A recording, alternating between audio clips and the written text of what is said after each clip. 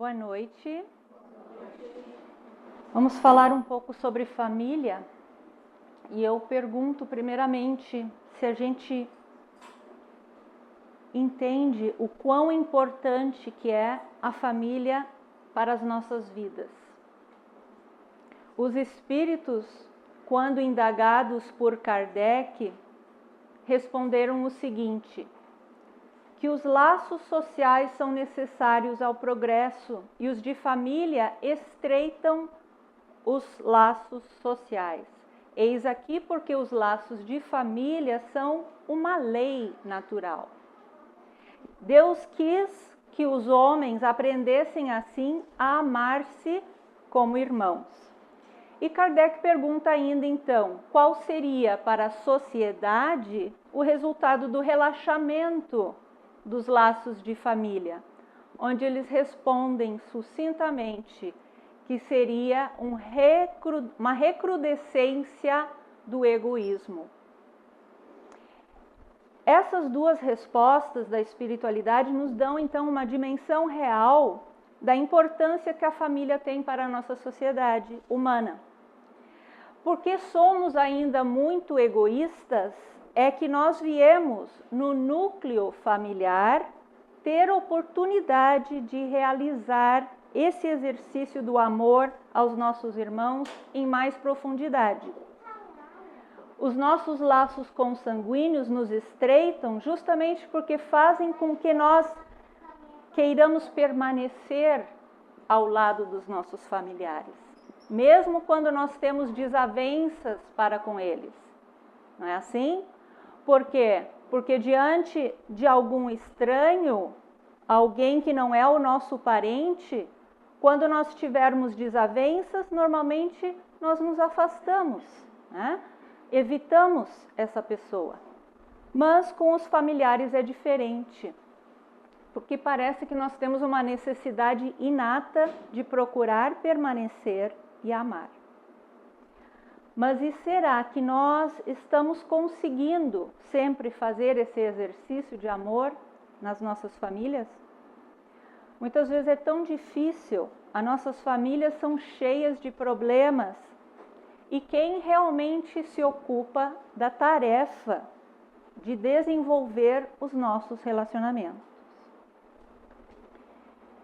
Neste livro, que está na tela e aqui na frente, A Saúde das Relações Familiares, o Dr. Alírio de Cerqueira Filho nos dá uma verdadeira aula sobre esse assunto. E eu recomendo a leitura desse livro a todos nós. Ele vai nos lembrar, primeiramente, que a ideia de uma família perfeita não cabe em nosso atual estágio evolutivo. Nós encarnamos nesse mundo que é de provas e expiações e por isso mesmo não podemos ter famílias perfeitas. Vamos abrir um parêntese para explicar o que é um mundo de provas e expiações. Prova é um pouco mais fácil entendermos. A gente aprende na teoria das virtudes, por exemplo. Tolerância é uma virtude. A gente sabe, a gente aprende. Mas aí nós reencarnamos num meio intolerante para tirar nota 10. Nem sempre tiramos. Às vezes tiramos notas menores, né? E assim então, com todas as virtudes, nós viemos para tirar a prova da nota 10. Mas a expiação é um pouco mais difícil de nós entendermos ou até de aceitarmos, diria. Porque a expiação, eu gosto de fazer analogia quando a gente pede para a criança, não coloca o teu dedo no fogo porque tu vai te queimar. Por que tem a criança que acata a recomendação e a outra que enquanto ela não encostar, ouch, isso doeu, ela não tem noção, né? E assim são com todas as coisas negativas que nós fizemos uns para os outros. É o roubo, é a traição, é a ingratidão, é a subjugação, todas essas coisas negativas, às vezes a gente vem encarnação, sai encarnação após outra, cometendo sempre esse mesmo erro. E a vida vem e diz, puxa, está na hora de tu sentir. Porque qual é a lei áurea do nosso universo? É não fazer ao outro aquilo que não gostaria que te fizesse. E às vezes, infelizmente, a gente escolhe aprender pela dor. Então, a gente sente aquela dor. Ouch, isso doeu, né? E a partir dali a gente começa a poder a ter noção. A gente começa a discernir, pensa 2 vezes antes de cometer aquele erro para o outro. Fecha aspas. Mas então, é mundo de provas e expiações onde não podemos ter famílias perfeitas, mas podemos sim aperfeiçoar os nossos relacionamentos. E é esse o propósito de virmos e reencarnarmos, nos reunirmos em grupos familiares. Nem todos têm esse propósito, porque alguns de nós já não temos tanto egoísmo, não temos tantas picuinhas para resolver. Viemos à Terra fazer projetos diferentes, projetos maiores. Mas quando a gente vem na família nuclear é porque temos desavenças a sanar. E o Dr. Alírio, ele coloca que todos somos irmãos em humanidade e que de Deus, nós recebemos o compromisso de co-criar, de colaborar na formação de um ou mais irmãos através da maternidade e da paternidade. Que a partir da união conjugal é que nós temos a oportunidade colaborativa. Cada cônjuge colabora um com o outro para a harmonia da relação e, consequentemente, dos filhos que recebem.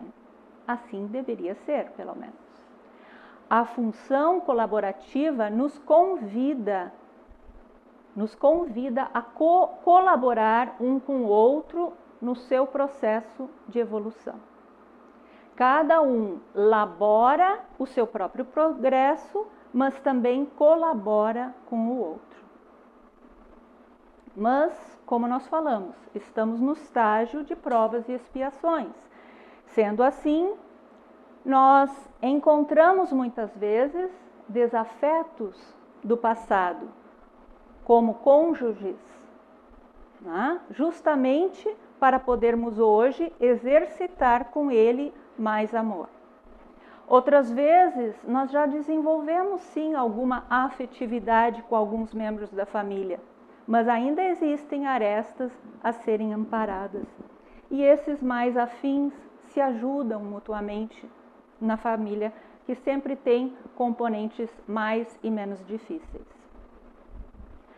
Dr. Alírio diz também que é muito raro o casamento de espíritos afins que nutrem uma profunda igualdade, uma profunda afeição um pelo outro. E quando nós vemos isso aqui na Terra, a gente vê esses casais, então, que saem em grandes projetos, ou pela ciência, ou pelas artes, ou então são aqueles que abraçam uma creche inteira, né? Que divulgam, de alguma forma, algo para a sociedade benéfico, mas não quando viemos em núcleos familiares pequenos. O Dr. Alírio ressalta que a relação conjugal, ela é a mais difícil de ser exercitada, porque ela é a única, na verdade, que começa voluntariamente e só se mantém voluntariamente.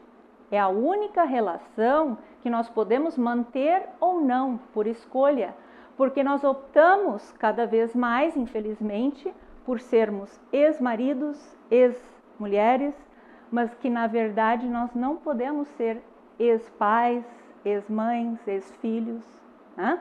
Isso é a não ser pelo abandono.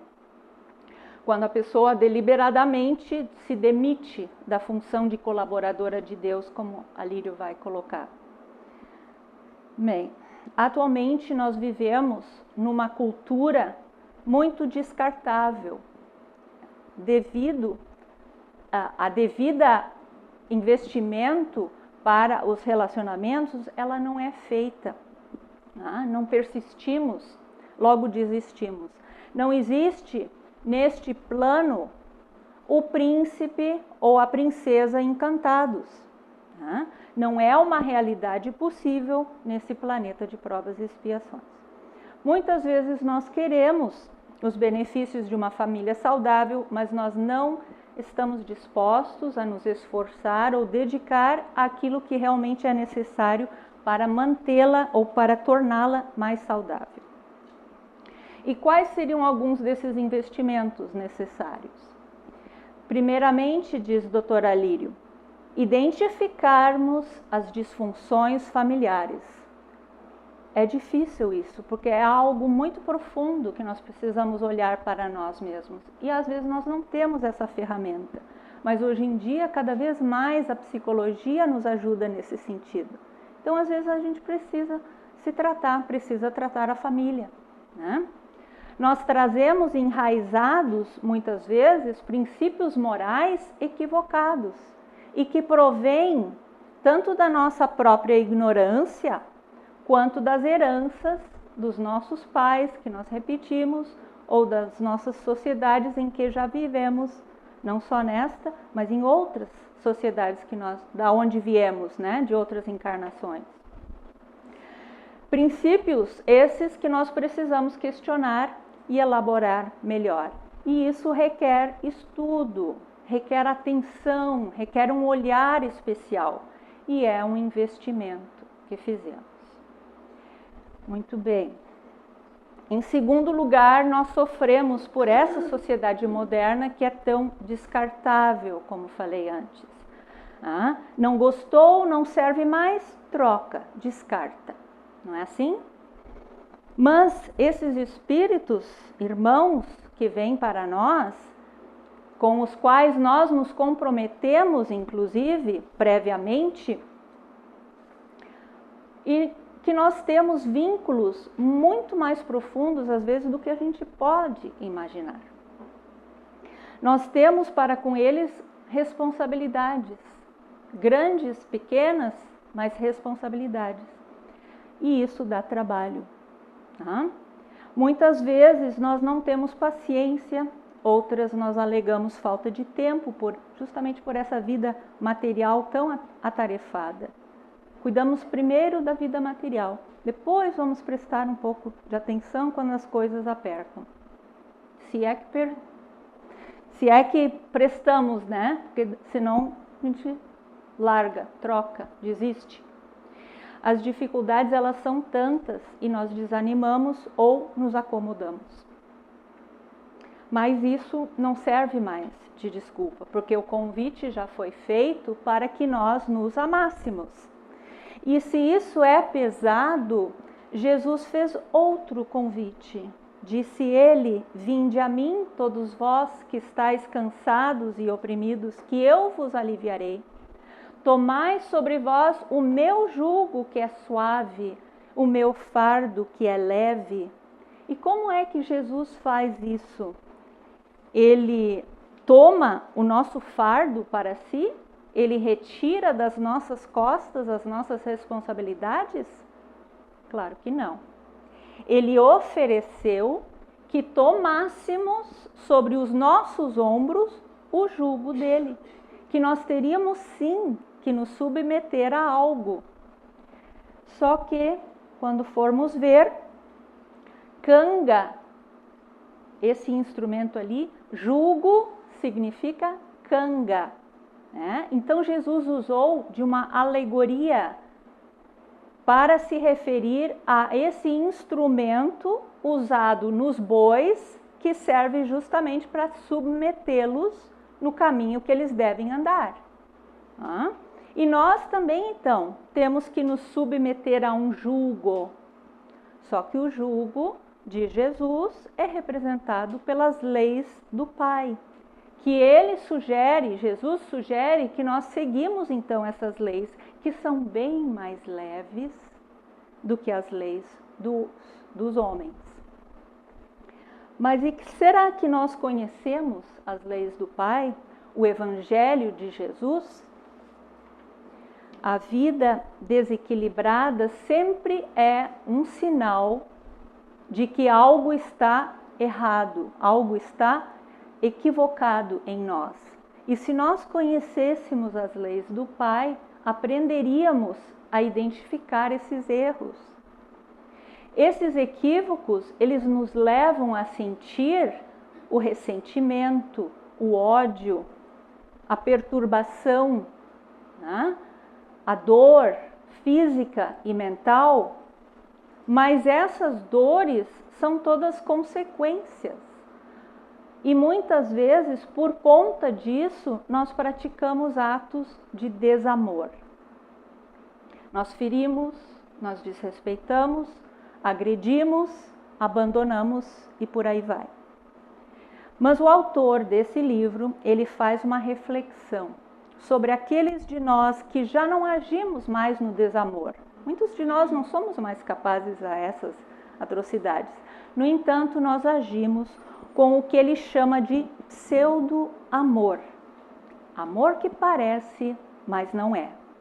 E é muito importante nós entendermos esse conceito que ele traz e que eu confesso que foi a primeira vez que eu ouvi esse conceito, foi no livro dele. Pseudo-amor, porque a maioria de nós age de modo a pseudo-amar. Diz ele, cada vez, por exemplo, que estivermos numa relação familiar perturbadora e que nós permanecemos nela, sim, mas porque estamos então levando a vida como um fardo enorme, um martírio, ou como costumamos ouvir às vezes, é o meu karma negativo, isso é sinal de pseudo-amor. Por vezes, nós tomamos a lei de causa e efeito por uma visão equivocada, pensando assim, eu tenho uma família miserável, mas é o meu karma, quem mandou fazer coisa errada? Não é assim. Com esse pensamento, nós ficamos no entendimento de que nós temos a obrigação de aguentar esse martírio, que é essa família para nós, mas nós não temos que aguentar nada, e sim superar, né? Melhorarmos dentro da própria família os nossos relacionamentos. Não é aguentar, é superar. Se pensarmos, esse marido é minha expiação, eu tenho que aguentá-lo, senão eu volto novamente com ele na próxima encarnação, mas no fundo nós queremos vê-lo longe, exercitando até desamor, abandono, e achamos que com essa atitude estaremos sanando a questão, estamos enganados. Não há suavidade nisso. Então, não é por obrigação que nós amamos. O que fazer então? Para sermos proativos, né? Amorosos de verdade, nós precisamos seguir a recomendação de Jesus e aceitar o jugo suave dele, praticando o verdadeiro amor. E para isso, tem de haver o que o Dr. Alírio vai chamar de conscientização. E o que vem a ser conscientização? É ter consciência das realidades profundas que muitas vezes nos envolvem.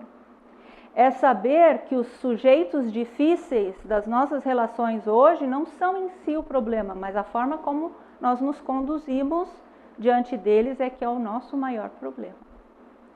É saber que não somos perfeitos, nenhum de nós. Se fôssemos, novamente, não estaríamos aqui encarnados nesse mundo de provas e expiações. É entendermos sobre a reencarnação e a lei de causa e efeito não como algo punitivo, mas como instrumentos de aprendizagem e aperfeiçoamento. A isso, inclusive, que eles servem, né? E porque os nossos equívocos fomos nós mesmos que cometemos, nosso próprio passado. E por conta, então, dessa compreensão na vida, saber que nós estamos juntos aqui hoje, nessas configurações, nesses papéis, mas que nem sempre foi assim, ou nessa ordem, nessa hierarquia. Nós já tivemos papéis inversos muitas vezes com os nossos familiares. Entendermos que somos diferentes. Fomos criados simples e ignorantes, iguais, mas somos hoje diferentes. Por quê? Porque alguns de nós já galgou milênios, outros nem tanto, muito menos, em épocas variadas. Tá? E por isso mesmo, cada um traz somente aquilo que já adquiriu. Aceitar que nós temos, então, noções diferentes das coisas, que são o resultado justamente das próprias experiências já vividas ou ainda não vivenciadas. E por falta, então, dessa conscientização, e que daí a gente pode aprofundar muito mais, né, quando estuda, por falta dessa conscientização, então, é que muitas famílias permanecem juntas, debaixo do mesmo teto, convivendo materialmente dia a dia, mas sem jamais se renovarem emocionalmente. Isso é um desperdício, meus irmãos. Nós temos que despertar para essa realidade. Nós não viemos aqui a passeio ou só vivenciar nossa vida material. Ela é complemento. E aí, então, se a gente só pensa assim, o nosso fardo fica imensamente pesado. Mas Jesus recomendou outra coisa. Disse ele: aprendei comigo, que sou manso e humilde de coração. Mansidão, humildade. É isso que nós praticamos em nossas famílias? Nós conseguimos ser mansos, humildes dentro de casa? Mais vezes não do que sim, eu creio, né?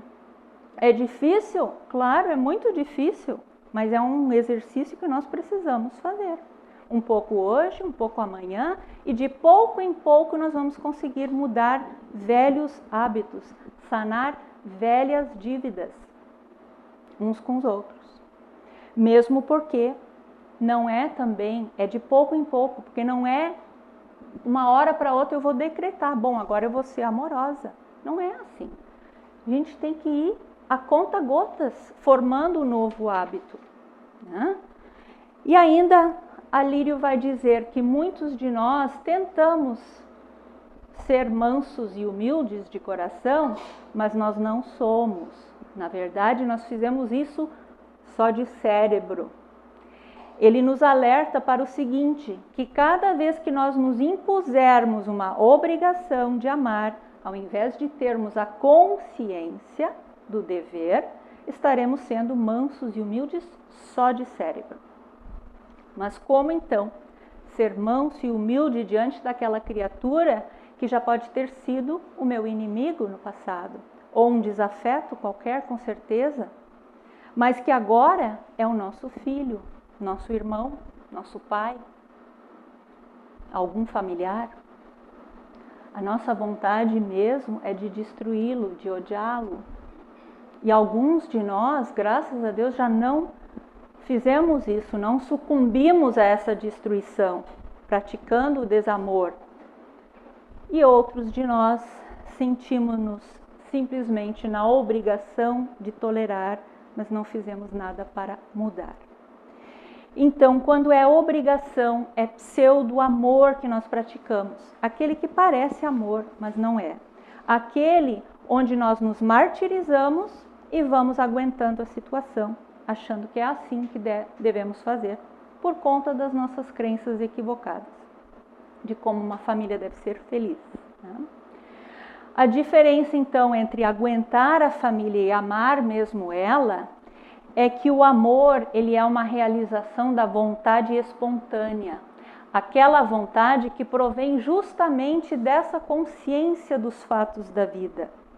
E por causa deles, nós então agimos com resignação e não mais com obrigação, né? Parece ainda que nós não entendemos muito bem isso, ou não sabemos como realizar essa resignação. Mas nós temos que nos lembrar que se não fosse possível exercitarmos esse amor que Jesus nos convida a realizar, Deus não nos teria colocado nos contextos em que nós encontramos hoje. E Ele só nos coloca porque nós somos sim capazes ou porque essa prática é sim possível. Deus não dá o fardo maior do que nós poderíamos carregar. E a realização do amor em família requer então renúncia, dedicação, paciência, perdão, respeito. Então esses são alguns investimentos e que nem sempre nós estamos dispostos realmente a fazermos. Ou não sabemos como, né? Esses então seriam alguns investimentos. Todas essas virtudes, no entanto, também têm a sua versão pseudo-virtude, pseudo-amor. Vamos dar um exemplo, o martírio. O martírio, ele até parece renúncia. Nós dissemos assim, eu tenho que aguentar essa família, eu vou fazer das tripas coração, mas eu suporto esse casamento até o fim. Parece renúncia, mas é martírio. Renúncia não dói tanto assim. É difícil de ser realizada, mas ela não é tão pesada. Por quê? Porque ela sabe, ela tem consciência de que, por exemplo, não existem relacionamentos ideais, porque não são possíveis. Assim como não posso esperar do outro que ele seja o ideal para mim. Eu tenho que abdicar, então, desse pai perfeito, do esposo perfeito, do filho perfeito.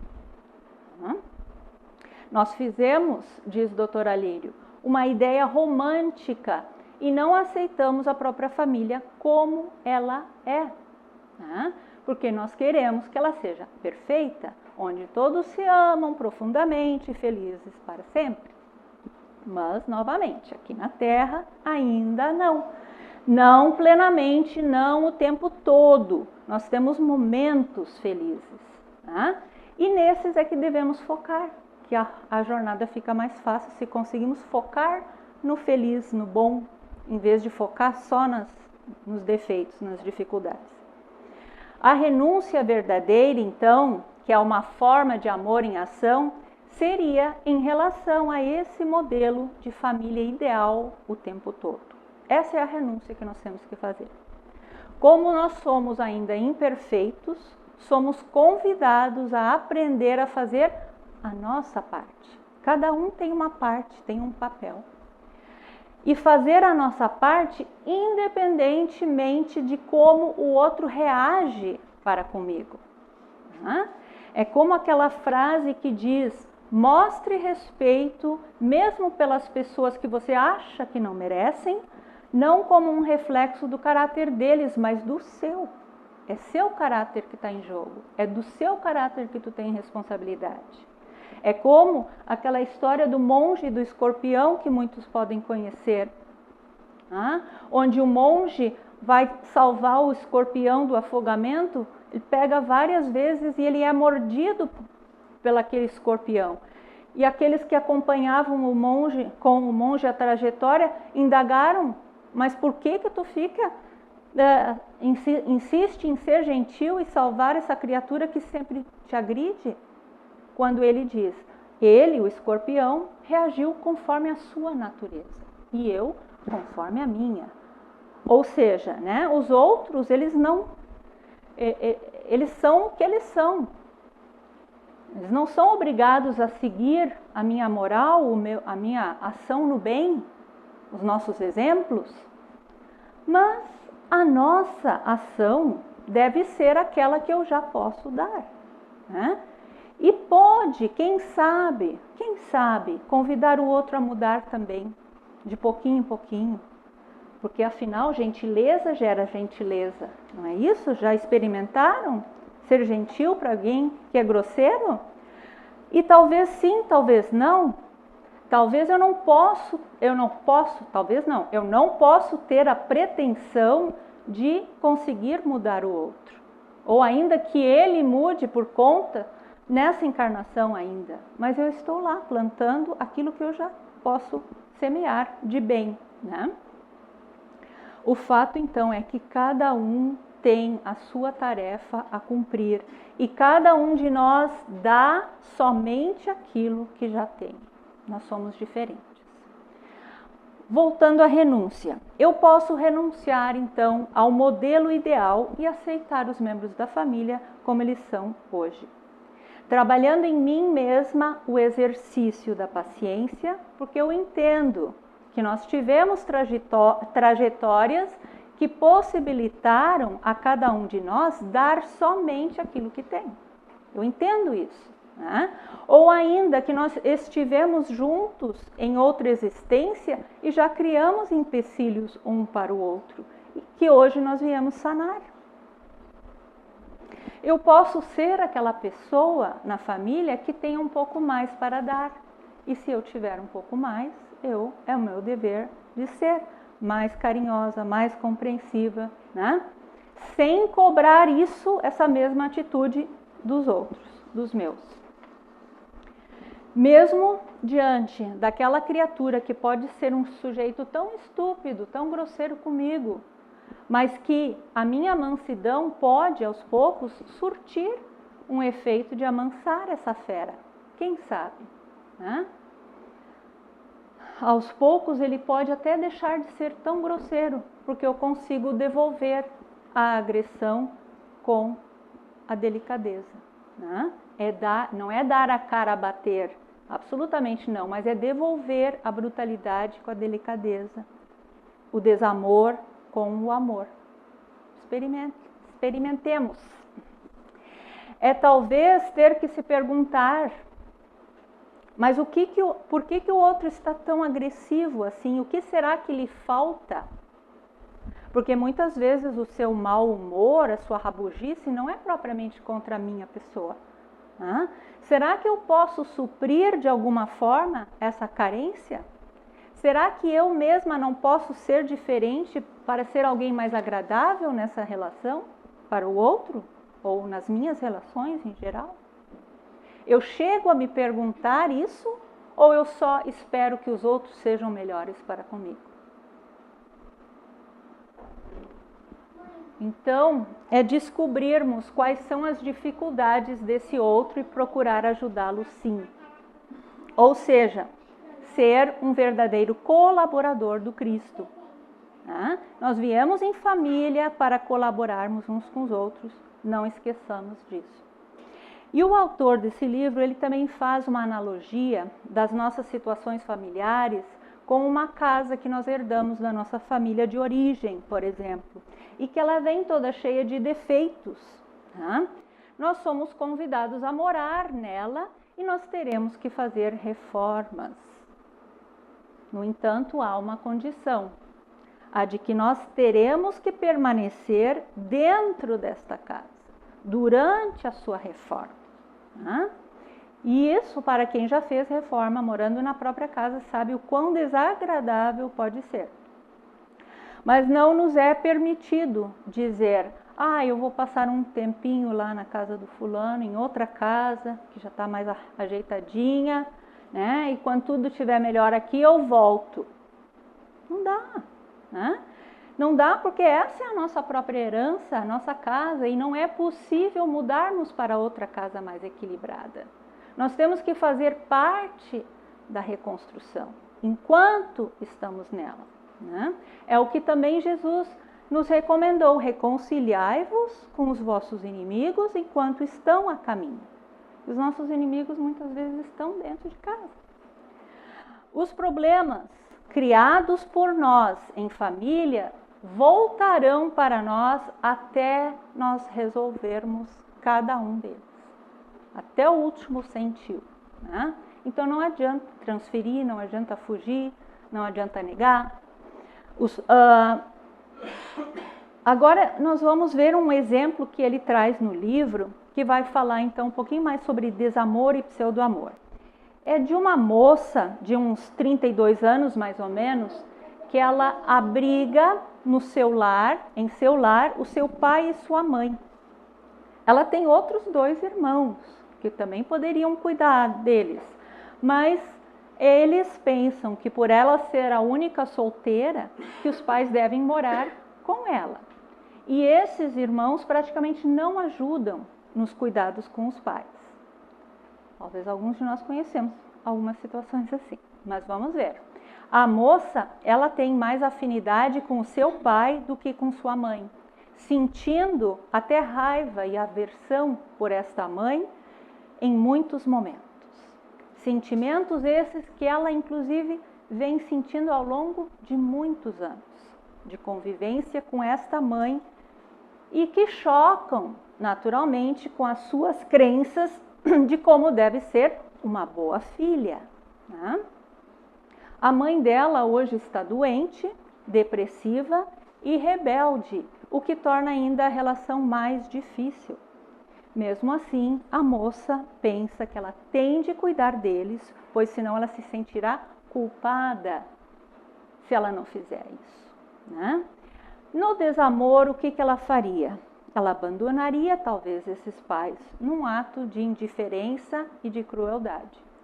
Já no pseudo-amor, que é o que a moça pratica, ela se obriga a cuidar em função das suas crenças, mas que lhe causam martírio. Porque, na verdade, ela gostaria de ter uma mãe melhor, menos ranzinza, sem depressão, sem doença, né? Já na renúncia, que é o exercício do amor por excelência, o que ela faria? Ela renunciaria ao ideal de que ela gostaria de ter uma mãe maravilhosa, né? Tudo certinho, e voluntariamente praticaria atos de paciência e tolerância, porque ela teria consciência de alguns fatos que com certeza devem existir por detrás desse quadro. E que fatos poderiam ser esses? E aqui eu friso, poderiam ser, tá? Pois não é a regra. Poderia ser que o compromisso de cuidar dessa mãe não é dos irmãos, por exemplo. Porque do contrário, eles também estariam sendo solicitados pelas circunstâncias. Então, é só ela, o compromisso é dela, com certeza. Poderia ser de que essa mãe, por quem ela sempre teve um certo desafeto, poderia ter sido negligenciada por ela mesma em outros papéis anteriormente. Poderia ser depressiva essa mãe hoje em função de uma melancolia vinda de lembranças pregressas que são desencadeadas nela hoje, diante a visão dessa que hoje é filha.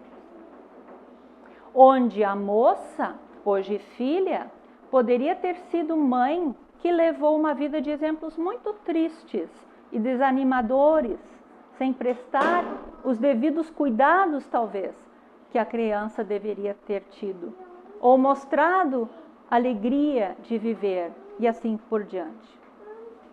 Enfim, são inúmeras situações que provocam ainda hoje reminiscências e de experiências passadas onde as duas tiveram sim envolvidas. Lembramos sempre de que as leis divinas, elas não são aleatórias, né? Como muitos de nós podemos pensar, tipo assim, Deus não disse, toma aí uma mãe depressiva para te cuidar, como se ele houvesse errado a tarefa, o local, né?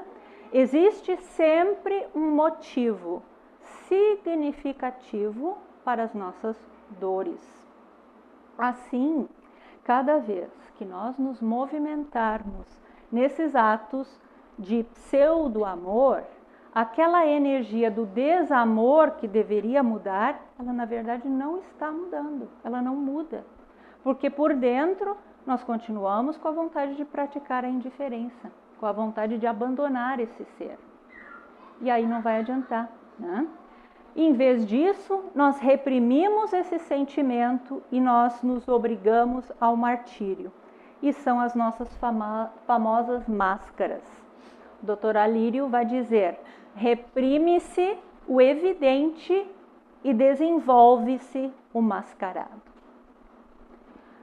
No amor, no entanto, essa moça, ela renunciaria a ter uma mãe maravilhosa, que no fundo é o que ela gostaria de ter, e todos nós gostaríamos, é lógico, mas que ainda, infelizmente, ainda não é a hora, ainda não é do seu merecimento, para aí então cuidar dessa mãe de agora, a quem ela deve de alguma forma. E aí eu vou abrir um parêntese para dizer que nós não precisamos necessariamente saber de que forma, fazer uma regressão de memória, por exemplo, para ir lá ver, eu tenho que ver o que é que eu fiz. Né?